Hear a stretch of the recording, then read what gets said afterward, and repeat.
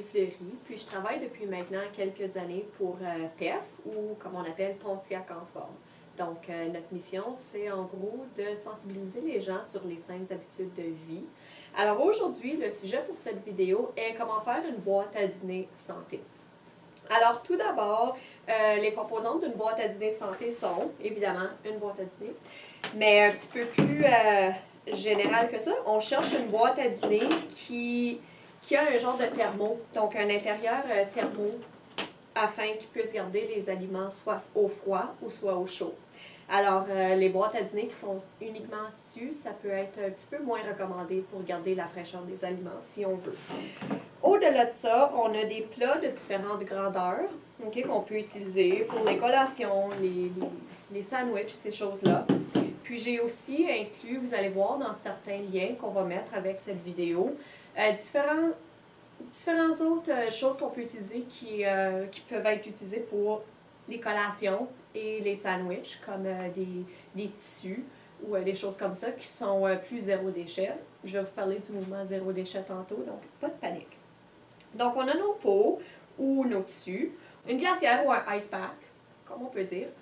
Évidemment, vous le mettez dans le réfrigérateur le soir avant afin qu'il soit bien gelé. Puis c'est toujours à mettre par-dessus les aliments puisque le froid descend. Alors c'est plus efficace pour garder nos aliments au froid. Par la suite, j'ai inclus ici quelques ustensiles que j'avais trouvés qui sont en plastique dur, en plastique durable. Ça, honnêtement, je l'avais trouvé dans la section, je crois dans un Walmart ou un Giant Tiger ou quoi comme ça, là, lors de la section du camping. Alors, c'est 3 outils qui viennent ensemble, donc le couteau, la fourchette et la cuillère, puis qui sont maintenus ensemble ici par un petit anneau qui est utile pour les plus petits, les petits-enfants où tu ne voudrais pas qu'ils perdent vos ustensiles, justement. Également, on a ici un thermo. Il y a différentes sortes de thermos. Celui-ci peut même aller au micro-ondes. Sinon, pour le thermo, le secret, c'est de faire bouillir de l'eau, pour que les aliments restent bien chauds. Là. Vous faites bouillir de l'eau le matin. Vous le mettez dedans, dans le thermo, pendant 10 ou 15 bonnes minutes. Vous le refermez. Puis, par la suite, vous videz l'eau. Puis, vous mettez votre repas qui est déjà chauffé à l'intérieur. Et le tout sera utile pour garder le repas chaud pour les enfants qui pourraient manger à l'heure du dîner. Ce thermo ici est aussi quand même spécial. Il vient avec une petite cuillère, alors souvent, ce sont dans ces formats qu'ils viennent. Puis, on peut même acheter ces thermos-là pour une quinzaine de dollars.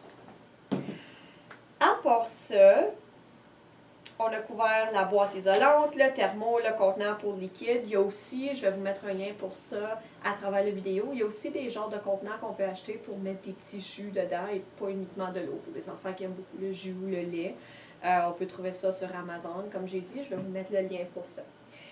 Par la suite, quoi inclure dans la boîte à dîner? Bon, pour cette section, je me fie habituellement sur le guide alimentaire canadien et on va aussi vous mettre le lien du nouveau guide alimentaire canadien qui vient de sortir. Donc, ce guide préconise l'utilisation d'une assiette, puis la séparation de cette assiette-là selon les différents aliments. Alors, la moitié d'une assiette de repas doit contenir les légumes. Le quart doit contenir un repas protéiné, donc une partie plus protéine. Alors, comme des œufs, de la viande, des légumineuses, ainsi de suite. Puis, l'autre quart de votre assiette doit contenir des produits céréaliers, si on veut, donc des pains grains entiers, donc ça peut être des baguettes, ça peut être du pain régulier, des buns Kaiser, peu importe, donc ce que vous voulez. Alors, c'est bien d'inclure de tout dans la boîte à dîner, de varier les différents aliments. Je n'ai pas mentionné le lait, comme vous allez peut-être voir, les produits laitiers. C'est parce que maintenant, dans le nouveau guide alimentaire canadien, les produits laitiers sont inclus dans les protéines. Alors, vous pouvez jouer avec ça comme vous voulez. Il faut également faire attention, puis de s'informer sur les différentes allergies alimentaires qu'il y a à votre école.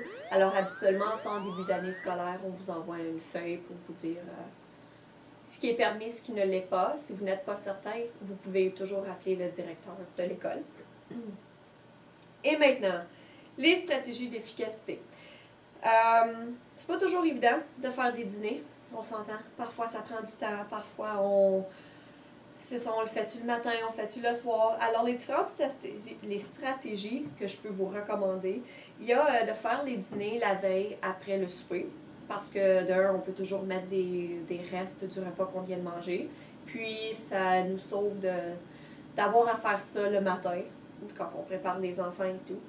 De garder les contenants et les choses de boîte à dîner dans une seule armoire avant de faciliter la tâche. Parce que ça évite qu'on ait à justement aller chercher un petit peu partout pour nos plats, puis nos dessus de plats qui se perdent souvent, là, on va se dire la vérité. Il y a aussi une idée qui peut être de planifier le menu. Alors avant d'aller faire votre épicerie, soit le dimanche, soit le samedi, de planifier ce que vous allez prévoir dans les dîners. Donc les fruits, les légumes, les viandes, peu importe. Puis aussi une bonne idée, c'est d'inclure les enfants lors de la préparation de leur dîner. Parce que souvent, les enfants, ils mangent pas tout, ils veulent pas goûter, ou peu importe. Alors, ça a été prouvé que quand on les inclut, soit à faire les recettes, faire les dîners, ils sont plus portés à manger ce qu'ils ont préparé. À part de ça, maintenant, on va vous parler en gros du mouvement zéro déchet.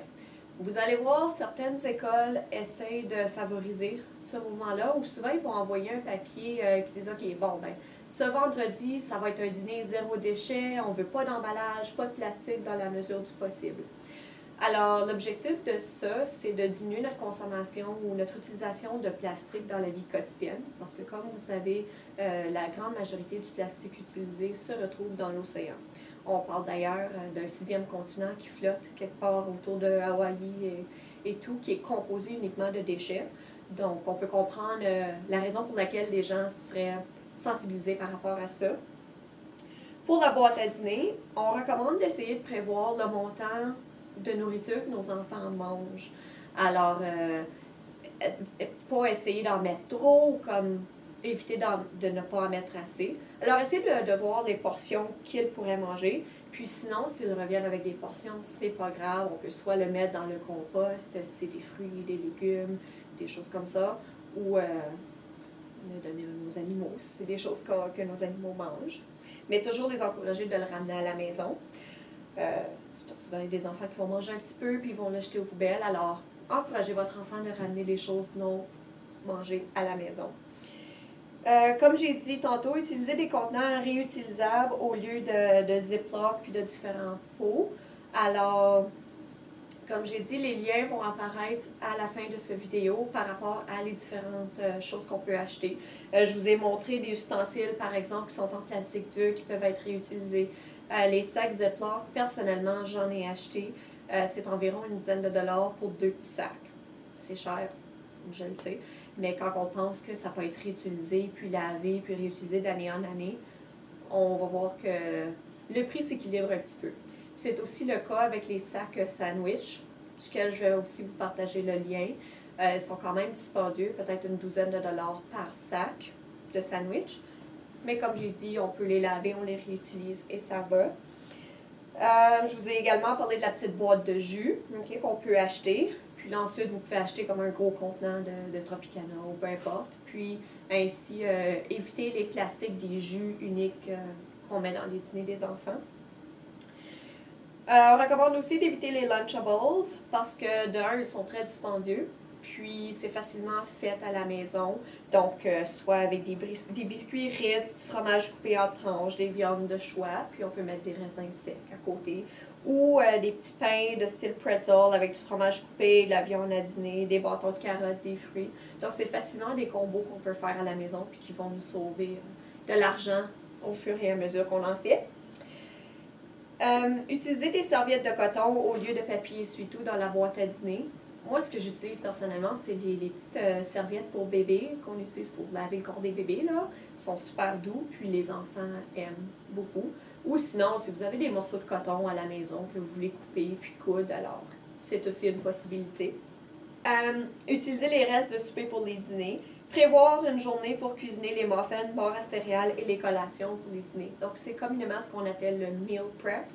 Alors, vous pouvez, par exemple, faire l'épicerie, puis par la suite, vous coupez déjà tous vos fruits, vos légumes pour la semaine.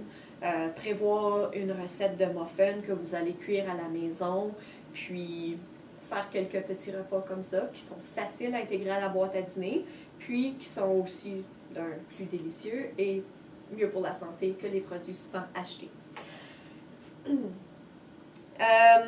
Aussi, c'est recommandé d'acheter une belle bouteille d'eau pour éviter les bouteilles de plastique. Ça, pas mal, 3/4 des gens, je vous dirais, utilisent déjà ça. Donc, achetez une belle bouteille que vous incitez votre enfant à choisir, donc que ce soit les Pâtes Patrouille ou Peppa Pig ou peu importe ce qui les intéresse. Ils peuvent choisir ces motifs-là, puis ainsi, ça va les inciter aussi à boire davantage. À part de ça, comme j'ai dit, les liens sont tous sur la vidéo. Si jamais il y avait d'autres sujets que vous voudriez qu'on traite par rapport à que ce soit la saine alimentation, saine image corporelle, peu importe, écrivez-les dans les commentaires, ça me ferait plus que plaisir de vous fournir de l'information sur des divers sujets. Alors, merci, salut!